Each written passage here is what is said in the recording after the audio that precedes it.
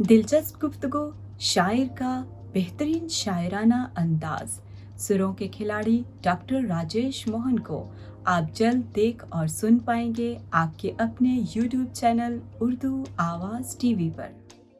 कि आप डॉक्टर राजेश मोहन साहब के दरीना दोस्त हैं, ये इतना ठहराव कैसा? इस तरह की जो हमारी जो ज़िंदगी है उसकी जो जद्दोजहद है उसमें जब आपको अलग अलग तरह के लोगों के साथ रहना पड़ता है, बस वो अंदाजे से वो जो कहते थे और एक कायदा था मेरे पास, तो उन्होंने जैसे घड़ी पे टाइम देखा उस वक्त ये बातें बड़ी लगती होती थी। जो जिसका बाबा बुल्ले शाह से भी ताल्लुक़ है, नूर जहाँ साहिबा से भी ताल्लुक़। प्रिंसिपल साहब कहते भी हमने तो शुरू करवा दिया और आप फिक्र ना करें, जैसे भी होगी हम आपकी बीएड करवाएंगे, चाहे ऊपर से कुछ भी ऑर्डर आ जाए। तो मैं ये पूछना चाहूँगा इनसे कि उस समय से लेकर अब तक ये मुझे कैसे बर्दाश्त करते हैं? अनिल जी मेरे पास थे तो ये इन्होंने शुरू से मुझे ख़राब ही किया। वैसे तो रात को इन्होंने सोने नहीं दिया। क्या बात है अनिल साहब। उस वक्त समझ इतनी नहीं थी, जोश ज़्यादा था। तो वो जो सिलसिला चला, तो सबसे पहले आपने सरकार को अपना गुस्सा कब दिखाया? आराम किया और पुलिस से काफ़ी जो मेहमान नवाजी करवाई।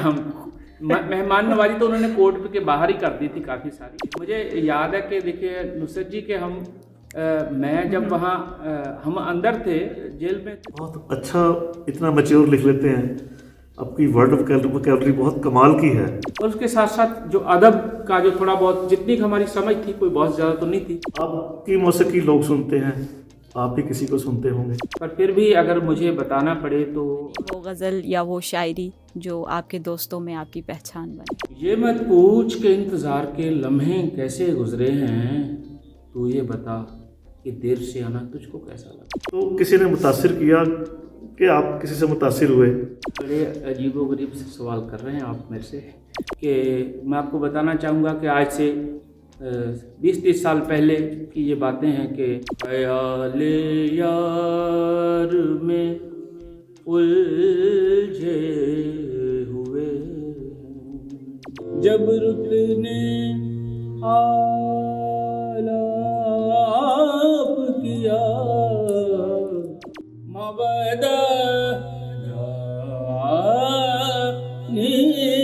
पानी मबदा। एक वो भी ज़माना था जहाँ कह के बुलाते थे सोने रंगे ख्वाब मेरे